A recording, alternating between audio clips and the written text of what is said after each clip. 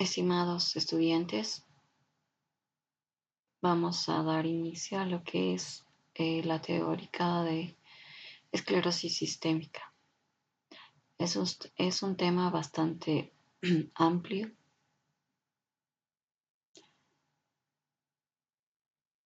y que se lo ha tratado de resumir de la siguiente manera.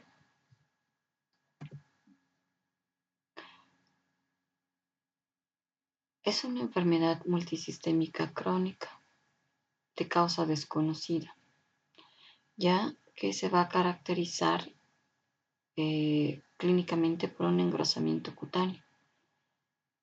¿Sí? Este engrosamiento cutáneo va a presentar acumulación de tejido conectivo y afectación de órganos. ¿Cuáles? Gastrointestinal, pulmones, corazón y riñones. Se va a clasificar en dos subgrupos, ¿sí? Anteriormente se clasificaba en dos grupos pero hay varias clasificaciones, pero las más relevantes se va a presentar. Tenemos otras características principales de lo que es la esclerosis, que va a estar dada por daño vascular, la activación inmunitaria, síntesis y depósito excesivo de matriz extracelular, ¿no? Sobre todo.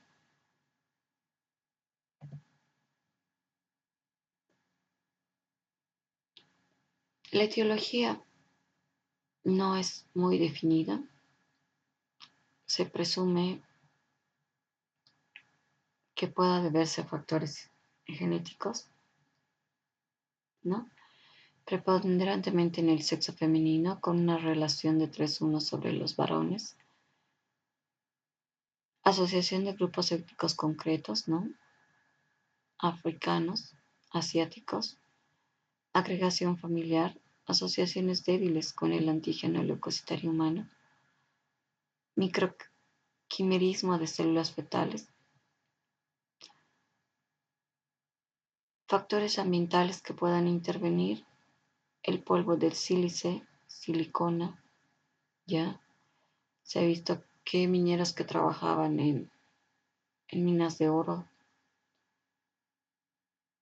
solventes orgánicos como tricloroetileno, tricloroetano, benceno, sileno, cloruro de metileno, tolueno, percloroetileno, metafenil, fenilendiamina,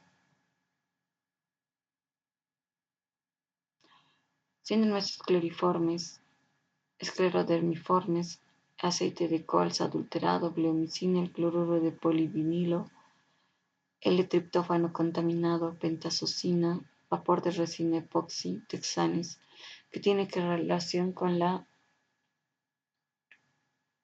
esclerosis sistémica. Bien, habíamos dicho que se caracteriza en dos grupos, ¿sí? Tenemos la clasificación de la esclerosis sistémica difusa, ¿ya? Y la esclerosis sistémica limitada, que se conoce, o también llamada síndrome de Crest, o conocida como el síndrome de Crest.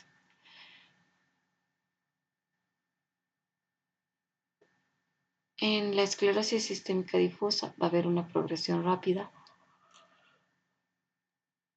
una afectación cutánea proximal que va a ser dada en las extremidades tronco y cara, compromiso visceral precoz en 5 años, la capilaroscopía, un predominio de áreas avasculares sobre megaasas que vamos a encontrar en los laboratorios, anticuerpos antisomerasa y antes conocido como ESCL70 en un 30-40% y anticuerpos anticentrómero menos del 5%. En cambio, en la esclerosis sistémica limitada, llamada también como CREST, donde es una progresión lenta. Va a haber una afectación cutánea distal a rodillas y codos, perioral, Compromiso visceral menos frecuente y tardío.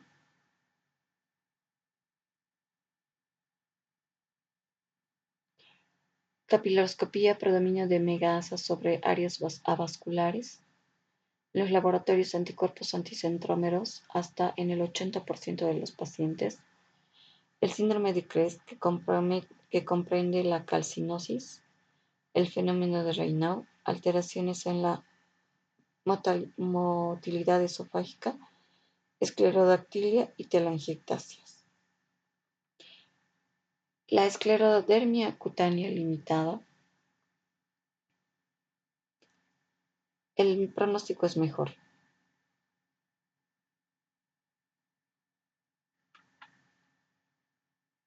Y también tenemos la esclerosis sistémica sin esclerodermia.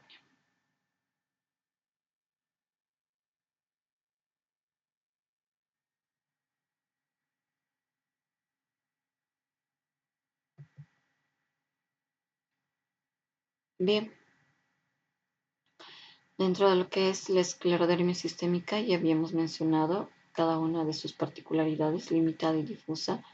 Tenemos la esclerodermia localizada, que también se subdivide en la morfia, que se va a caracterizar por ser en placa o generalizada, bulosa, gutata, queloidea. Lineal, que puede ser en golpe de sable, morfia lineal, atrofia hemifacial progresiva. Otros desórdenes que pueda presentarse, una fascitis eosinofílica, morfia subcutánea o profunda.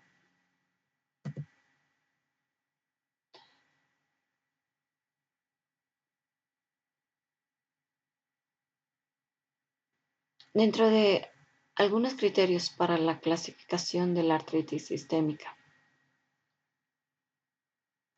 tenemos con los criterios mayores, criterios menores. Para la clasificación de un paciente con esclerosis sistémica se precisa de un criterio mayor, o al menos dos menores. Tiene una sensibilidad del 97 y una especificidad del 98%. Entonces, vamos a mencionar los criterios mayores. Esclerodermia proximal, engrosamiento, tensión e induración de la piel proximal, articulaciones metacarpofalángicas y metatarsofalángicas. Dentro de los criterios menores tenemos la esclerodactilia, cambios limitados a dedos, lesiones digitales isquémicas, cicatrices puntiformes o pérdida de sustancia en los pulpejos, fibrosis pulmonar vivasal. Estos cambios no pueden ser atribuidos a alguna enfermedad pulmonar primaria.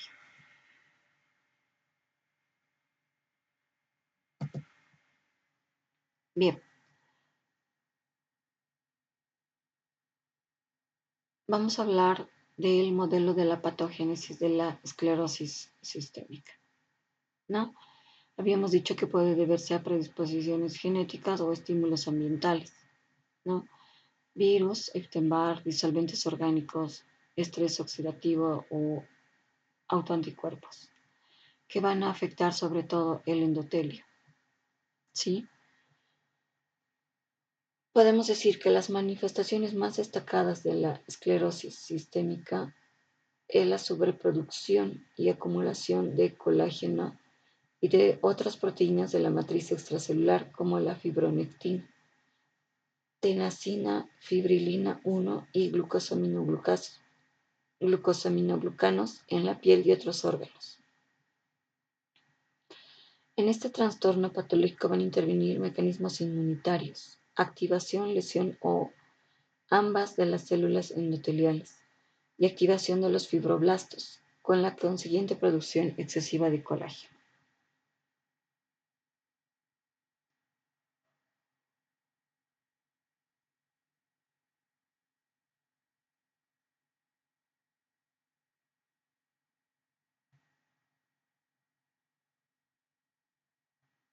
Bien, un acontecimiento inicial de la esclerosis que precede a la fibrosis es la lesión vascular.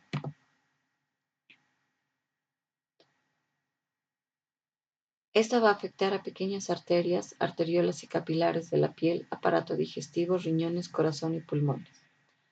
El fenómeno de Raynaud, que es el primer síntoma de la esclerosis sistémica en la mayoría de los pacientes. Tiene una manifestación clínica que expresa una regulación anormal del flujo sanguíneo a causa de las lesiones vasculares, los daños sufridos por células endoteliales y la lámina basal aparecen precozmente y van seguidos de engrosamiento de la íntima. ¿Ya? Estrechamiento de la luz y obliteración final de los vasos. Conforme esta lesión vascular empeora, se reduce el hecho de la microcirculación en la piel y otros sitios, que va a desembocar en un estado de isquemia crónica. Las lesiones vasculares se pueden observar en los pliegues unguiales, tanto con un microscopio estereoscópico que revela la desaparición de estos capilares y la dilatación y tortuosidad de los restantes. La lesión de las células endoteliales se refleja en la elevación de los niveles séricos de los factores 8 de von Willebrand en el suero de algunos pacientes con esclerosis sistémica.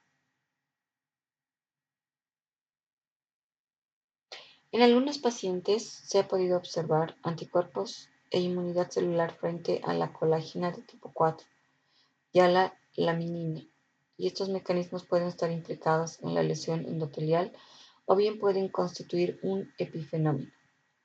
Los anticuerpos contra células endoteliales, los AECA, pueden presentar otros mecanismos de lesión vascular.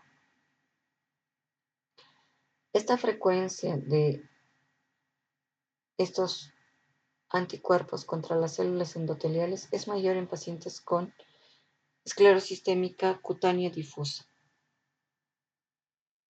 Estos anticuerpos también inducen la expresión de la molécula de adherencia de las células vasculares ICAM. Aquí podemos verlo.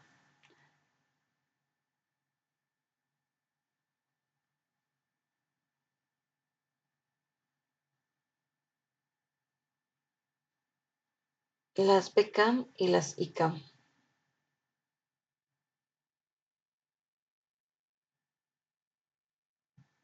Que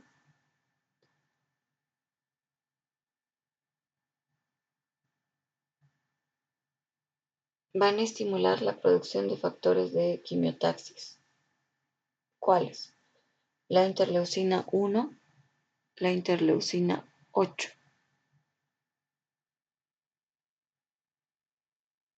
Proteínas quimiotáctica para los monocitos, dando lugar a la unión de células T y B, células citolíticas y monocitos al endotelio y a su desplazamiento hacia el tejido perivascular. En las fases iniciales de la esclerosis se pueden observar niveles séricos de BCAM1 y CAM1 y T selectiva. La lesión del endotelio da lugar a un estado que facilita la vasoconstricción y la isquemia. El endotelio lesionado produce cantidades menores de prostaciclina, un importante vasodilatador e inhibidor de la agregación plaquetaria. Las plaquetas sufren activación al unirse a un endotelio lesionado y liberan tromboxano, un potente vasoconstrictor. Las plaquetas activadas también liberan un factor de crecimiento derivado de las plaquetas, PDGF.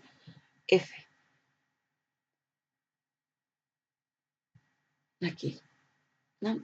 Tenemos al PDGF, que es un quimiotáctico y mitógeno para células musculares lisas y los fibroblastos, así como factor transformador de crecimiento, beta, que estimula la síntesis de colágeno por parte de los fibroblastos.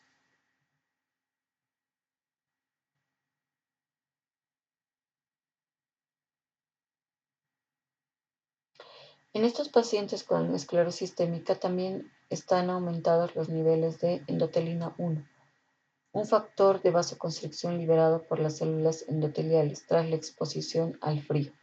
Además, estimula a los fibroblastos y a las células musculares lisas. Ahora, los datos existentes indican que la inmunidad celular desempeña un papel central en la fibrosis de la esclerosis sistémica. Las células T, los macrófagos, las células endoteliales y otras células, así como las citocinas y los factores de crecimiento, interaccionan de manera compleja para estimular la fibrosis. Se ha propuesto al endotelio vascular como un objetivo de la inmunidad celular. La laminina y la colágena de tipo 4, que son componentes de la membrana basal subendotelial, induce a la transformación in vitro de los linfocitos en pacientes con síndrome, con esclerosis sistémica. En las fases iniciales de esta enfermedad, en los vasos de pequeño calibre de la dermis se observa un infiltrado celular mononuclear, constituido fundamentalmente por los linfocitos T colaboradores activados tipo Th2. Estos. La hiperactividad de las células T queda reflejada por el aumento de los niveles séricos de TSD4, al igual que TSD8. Se ha demostrado que la elevación de los niveles circulantes de la interleucina 2, un producto de las células T activadas y de los receptores, que va a estar en relación con la fibrosis activa. Además, estos pacientes también se ha visto niveles aumentados de interleucina 4, ¿ya? Esta interleucina es un producto de las células T activadas que estimula la quimiotaxia y la proliferación de los fibroblastos, así como la producción de colágeno.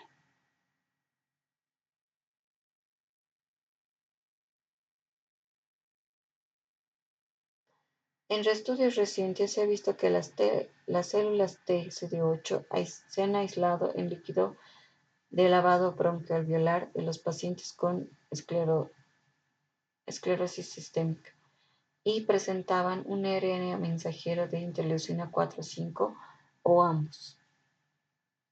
Los pacientes con esclerosis y estas citocinas de tipo 2 tienen mayor probabilidad de sufrir alveolitis y presentan una capacidad vital de forzada menor.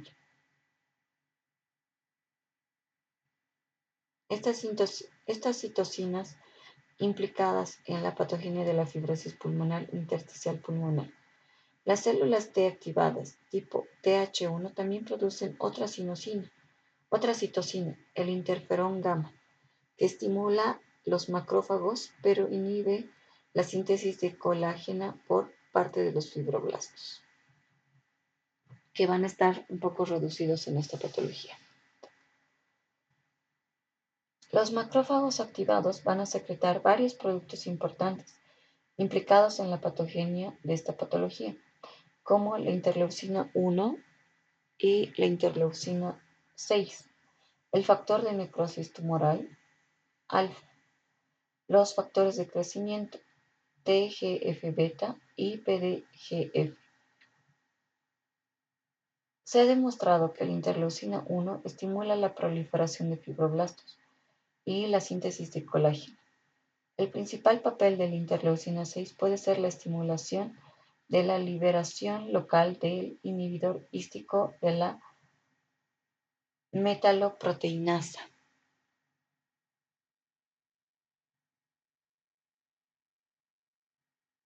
Por parte de los fibroblastos, limitando de esta manera la destrucción de la colagenasa.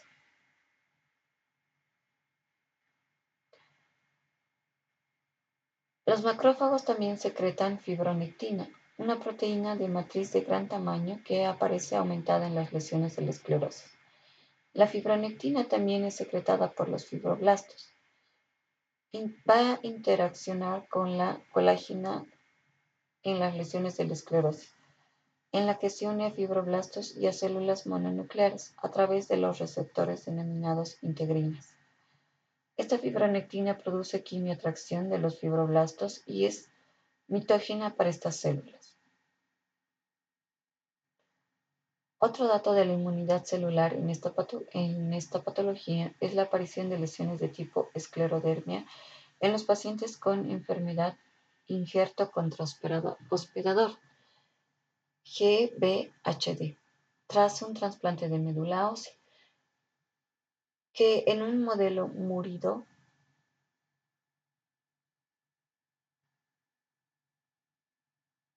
de esta enfermedad injerto contrahospedador crónica, trastornos patológicos que sabemos están vinculados a las células T activadas.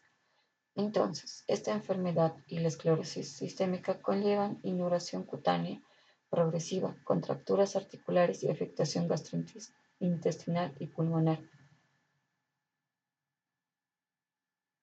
En ambas enfermedades se puede detectar anticuerpos antinucleares. La interacción con las células T pueden constituir uno de los mecanismos de la degranulación también de las células cebadas, que va a dar lugar a la liberación de productos que estimulan la síntesis de colágena por parte de los fibroblastos. La liberación de histamina por parte de las células cebadas también puede contribuir al edema observado en las fases iniciales de esta enfermedad.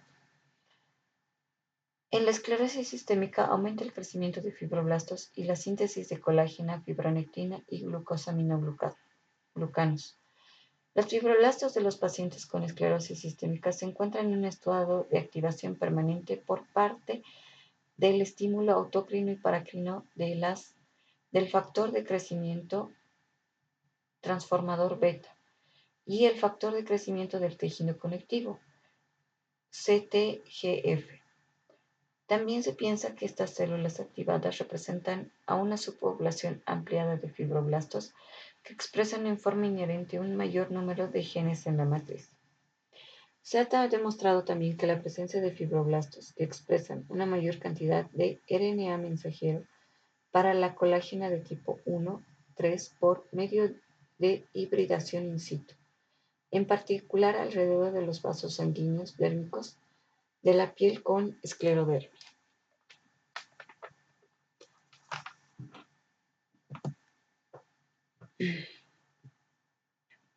Ahora, estos macrófagos y fibroblastos van a secretar estimuladores de crecimiento, ¿no? Como habíamos dicho, estimuladores del crecimiento transformador beta y el factor de crecimiento del tejido conectivo, y las células T activadas van a liberar además los mismos componentes. El factor de crecimiento transformador beta también induce a la síntesis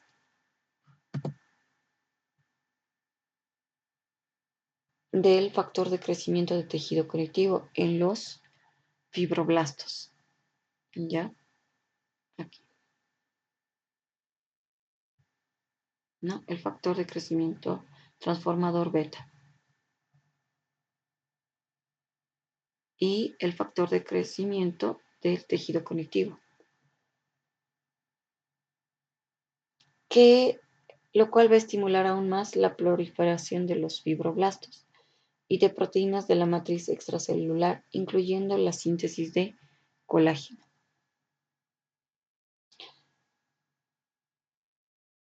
En los tejidos con esclerodermia aumenta el factor de crecimiento del tejido conectivo, un RNA mensajero y la expresión de proteínas, así como la concentración de CTGF, lo que se correlaciona con el grado de fibrosis dérmica y pulmonar. Se cree que el factor de crecimiento transformador beta constituye un elemento importante en el gobierno de la fibrosis que acompaña a la esclerosis sistémica.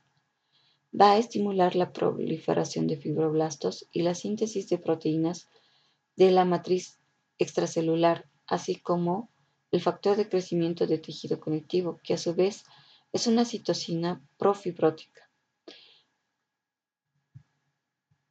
El factor de crecimiento transformador va a ser sintetizado por los fibroblastos y las células endoteliales queratocinocitos y células inflamatorias que además expresan receptores, ¿sí? Los receptores del factor de crecimiento transformador beta.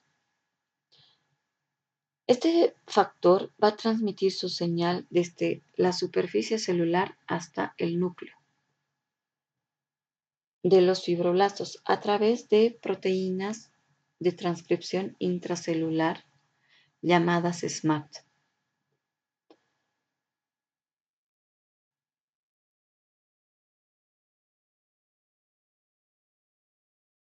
Cuando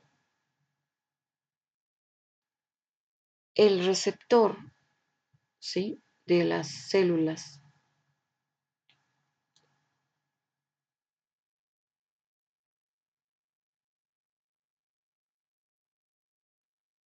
cuando el receptor del factor de crecimiento transformador beta es enlazado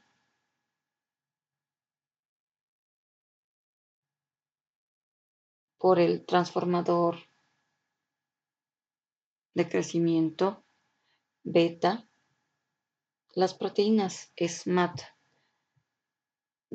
3, 4 se activan y forman complejos multiméricos que se trasladan al núcleo, aquí, que se van a trasladar al núcleo,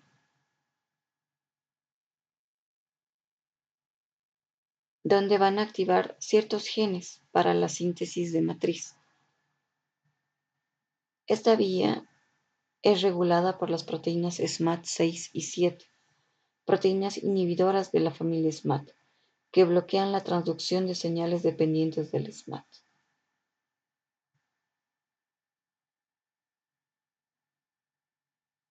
La que va a estar reducida en la esclerosis sistémica.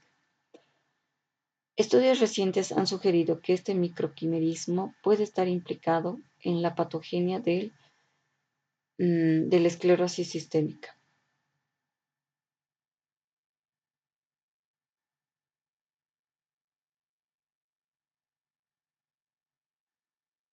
También es importante la predilección que en la esclerosis sistémica existe por las mujeres, así como una incidencia mayor en las mujeres en sus últimos años de edad fértil. El mecanismo por el que el microquimerismo está implicado en la patogenia es desconocido, pero podemos suponer que este pequeño número de células que no proceden del hospedador interfiere en la regulación inmunitaria, dando lugar a la autoinmunidad, ¿no? Entonces, esto aquí es donde se va a producir el colágeno.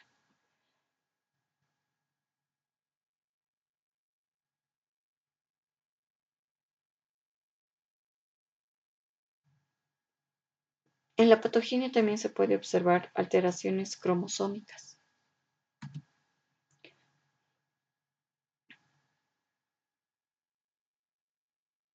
En más de un 90% de estos pacientes.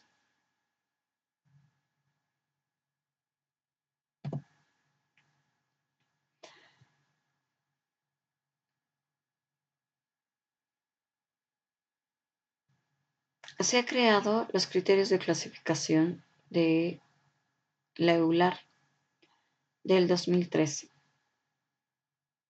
¿no? Donde una puntuación mayor a 9 o igual a 9 se clasifican dentro de la esclerosis sistémica.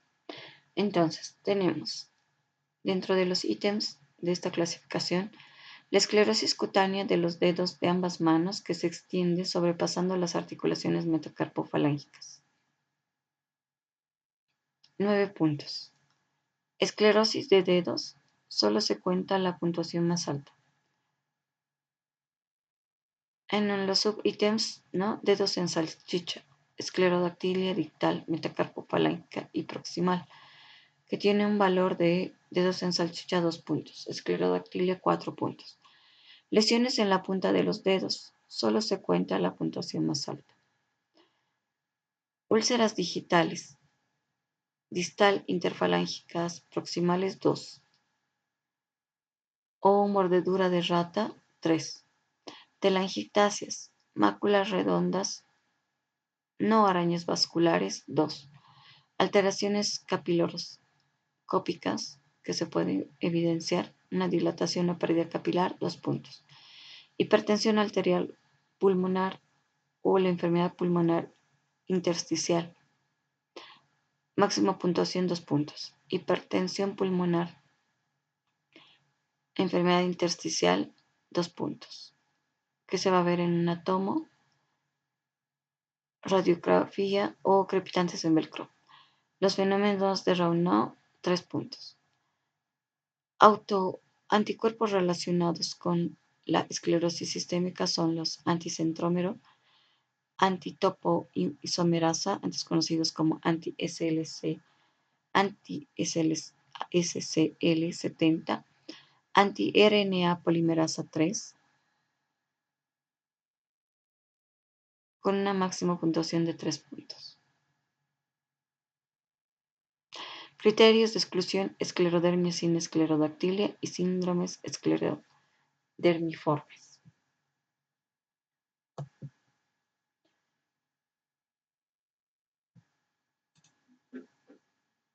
Aquí podemos ver en estas fotos, en la figura 1, úlceras digitales isquémicas en los pulpejos, en diferentes estadios evolutivos.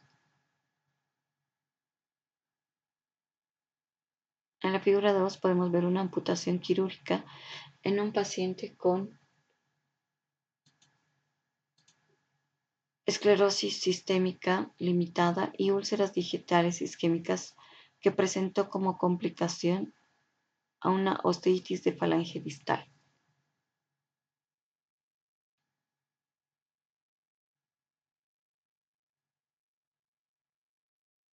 Dentro de los aspectos clínicos vamos a ver alteraciones microvasculares.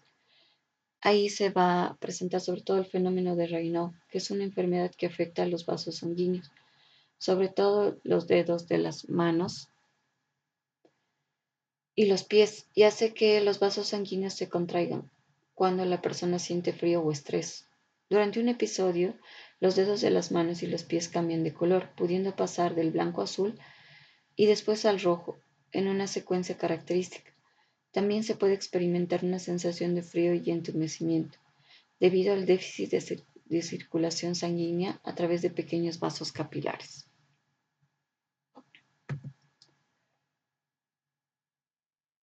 Dentro de las lesiones cutáneas, podemos evidenciar la esclerosis sistémica, que evoluciona en 3 fases. En la primera, la edematosa. La piel está tensa, con presencia de un edema difuso e indoloro, y pueden aparecer cambios de coloración. En la fase indurada, ¿sí? Aquí, el edema es sustituido por un engrosamiento endurecido de la dermis que hace perder los pliegues cutáneos, dificultando la movilidad de los dedos, especialmente la extensión y la apertura bucal. La epidermis se adelgaza, por lo cual la piel se torna fina y brillante.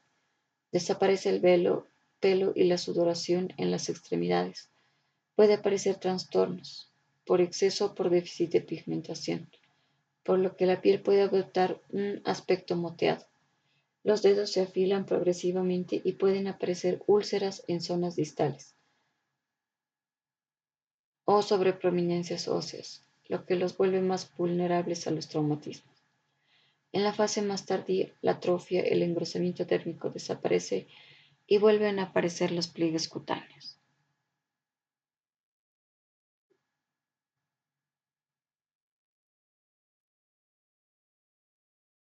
Hay atrofia de las puntas de los dedos en uñas y acortamiento de las falanges distales.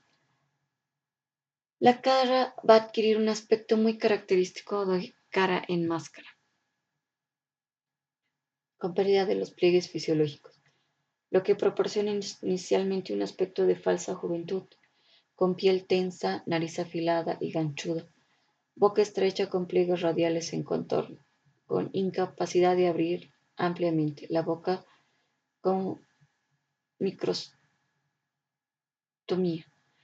y para sacar la lengua. Hiperpigmentación de la piel. En las mejillas, dorso de la nariz, frente y labios pueden observarse las típicas telangiectasias o arañas vasculares.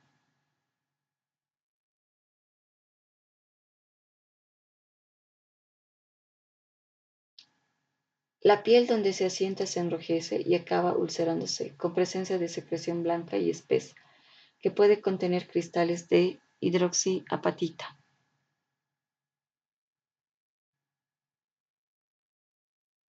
que es la calcinosis intensa dentro de la esclerosis sistémica que se denomina síndrome de Thierry y Weissenbach.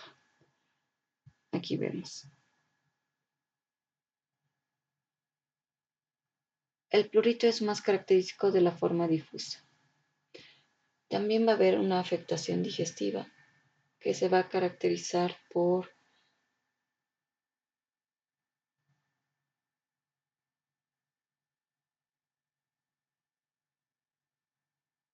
desaparición paulatina de las papilas de la lengua, deterioro del gusto, engrosamiento de la membrana mucosa que cubre los procesos alveolares, pérdida de su placa cortical y gingivitis, que facilita la pérdida de piezas dentales. En la disfunción esofágica también es una alteración frecuente, especialmente una disfunción motora del tercio distal, que es debida a la debilidad y descoordinación de la musculatura lisa esofágica. Esto genera disfagia. También afectación del esfínter esofágico inferior, que condiciona la aparición de reflujo gastroesofágico, con esofagitis péptica, ulceraciones y estenosis. En un tercio de los pacientes se encuentra un esófago de Barrett, que predispone a complicaciones como estenosis adenocarcinoma. La afectación del estómago es poco común, aunque puede existir trastornos en la motilidad. En el duodeno está afectado con mayor frecuencia que el estómago, dando lugar a una sensación de plenitud postprandial, náuseas y vómito. Hay una hipomotilidad del intestino delgado, que se debe a una atrofia del músculo liso digestivo, aunque es poco frecuente en 20% de los pacientes. En una alteración respiratoria,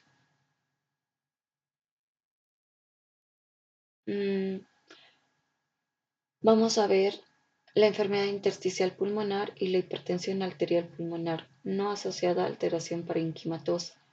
Son las manifestaciones patológicas respiratorias de mayor repercusión clínica en la esclerosis sistémica. La enfermedad pulmonar intersticial es más común, representándose en más del 70% de los casos. Aquí vemos una imagen de una tomografía pulmonar de alta resolución, donde vamos a ver un patrón de fibrosis en las bases, con apanalamiento, sin evidencia de imágenes de vidrio deslustrado.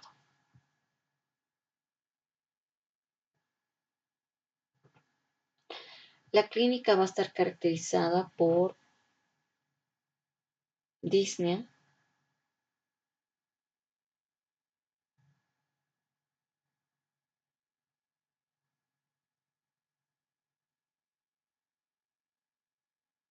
disnea de esfuerzo y una enfermedad restrictiva que termina en una insuficiencia respiratoria. En los trastornos cardiovasculares, la afectación cardíaca es más frecuente en la forma difusa y puede manifestarse a nivel miocárdico, pericárdico y del sistema de conducción o en forma de arritmias. La aparición de manifestaciones clínicas es aproximadamente un 10% de los pacientes. Es un factor de mal pronóstico. La fibrosis miocárdica es frecuentemente asintomática. Puede llegar a producir insuficiencia cardíaca congestiva, además de arritmias ventriculares, con una mortalidad elevada. Dentro de las alteraciones musculares, las alteraciones de la musculatura esquelética no son infrecuentes. La contractura articular secundaria al engrosamiento y la retracción dérmica es la forma de afectación articular más frecuente en la esclerosis sistémica. Pueden aparecer dolores en varias articulaciones al mismo tiempo. y de forma simétrica que afectan tanto grandes como pequeñas articulaciones y son especialmente frecuentes al inicio de la enfermedad, afectando los dedos, muñecas, codos y rodillas. Hay limitación en el movimiento de las articulaciones como el resultado del endurecimiento de la piel, fricción durante el movimiento causada por cambios en los tendones, sobre todo en la forma difusa severa, la afectación tendosinovial, que puede expresarse en forma de un síndrome de túnel carpiano. Y también podemos ver alteraciones renales,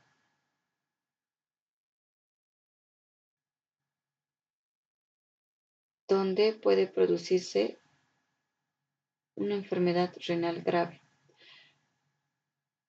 a menudo de aparición brusca, más frecuente en los primeros 4 o 5 años, el 80% de todas las crisis, en la forma difusa de la esclerosis sistémica.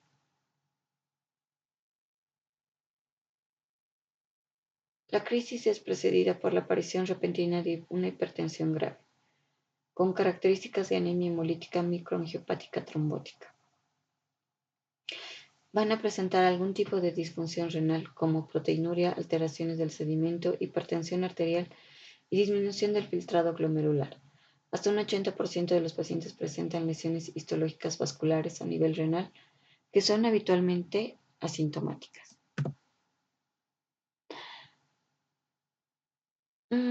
Aquí podemos presentar un pequeño resumen, ¿no? Que los órganos afectados, piel, donde vamos a evidenciar calcificaciones subcutáneas, ulceraciones, el fenómeno del reinado. En el sistema musculoesquelético, artritis, artralgia, debilidad muscular. En el tracto gastrointestinal, anormalidades de la motilidad esofágica, gástrica e intestinal. En la pulmonar, una disfunción anormal, capacidad vital anormal, fibrosis intersticial y hipertensión pulmonar secundaria. En el corazón, a nivel anormalidades electrocardiográficas, insuficiencia cardíaca congestiva. Renal, proteinuria, hipertensión arterial maligna, insuficiencia renal, crisis renal. Ahora, puede haber una asociación entre autoanticuerpos y el fenotipo de esclerodermia, ¿sí? Que vamos a evidenciar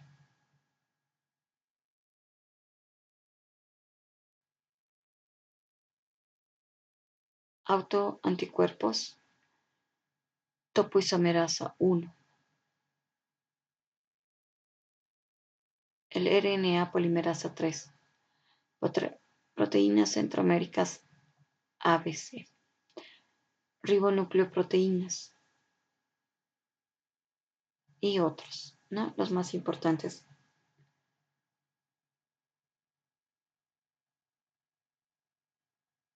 Los 4 primeros.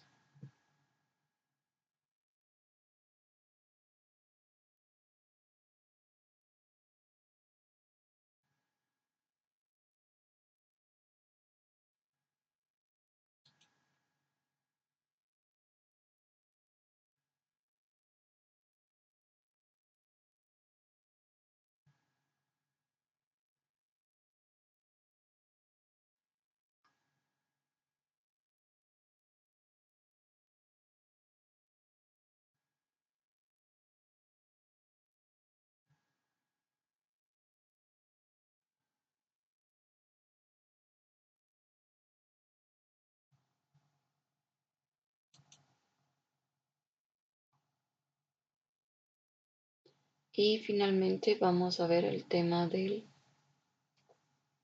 tratamiento.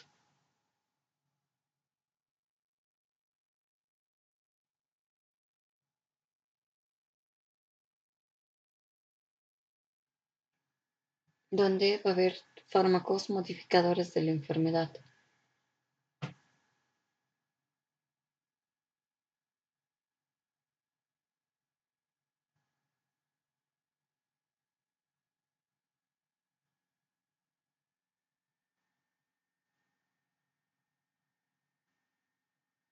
tratamientos también que van para el fenómeno de Raynaud,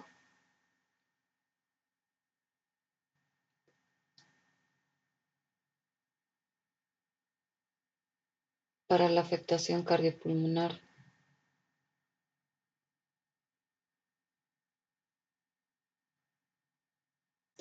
para la afectación renal como los YECA,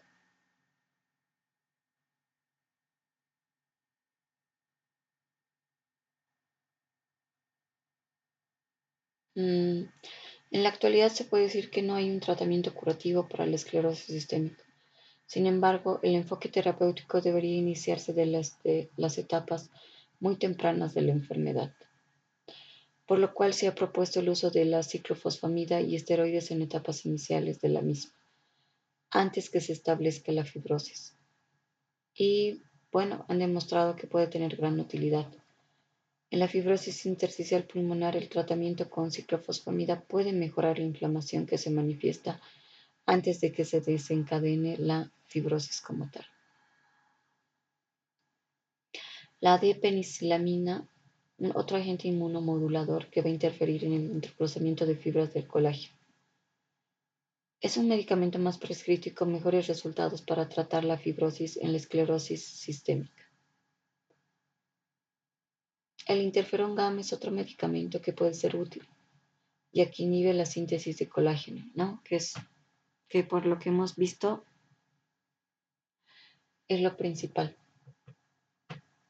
Tenemos otros agentes modulados como la colchicina. Ha demostrado resultados no consistentes en cuanto a la disminución del endurecimiento de la piel. El calcitriol se ha utilizado principalmente en la esclerodermia localizada y en algunos pacientes con esclerosis sistémica, y los resultados han sido inconsistentes. El pronóstico. La esclerosis sistémica difusa tiene un peor pronóstico, ¿sí? Habíamos dicho que la limitada tiene un mejor pronóstico, debido a que existe una mayor afectación visceral que se manifiesta en los 3 a 5 años de la enfermedad. Puede haber un reblandecimiento de la piel a cerca del 70% en pacientes con este tipo de esclerosis y se relaciona con un mejor pronóstico. La esclerosis sistémica limitada tiene mejor pronóstico, salvo en los casos que hay una hipertensión pulmonar, que es un caso de 10 a 15%. En la forma difusa de la enfermedad durante los 3 primeros años de la misma hay afectación extensa y rápida de la piel con poliartralgias, polimialgias, frotis tendinoso y disfagia. Además puede haber afectación visceral como una neumopatía y crisis renal.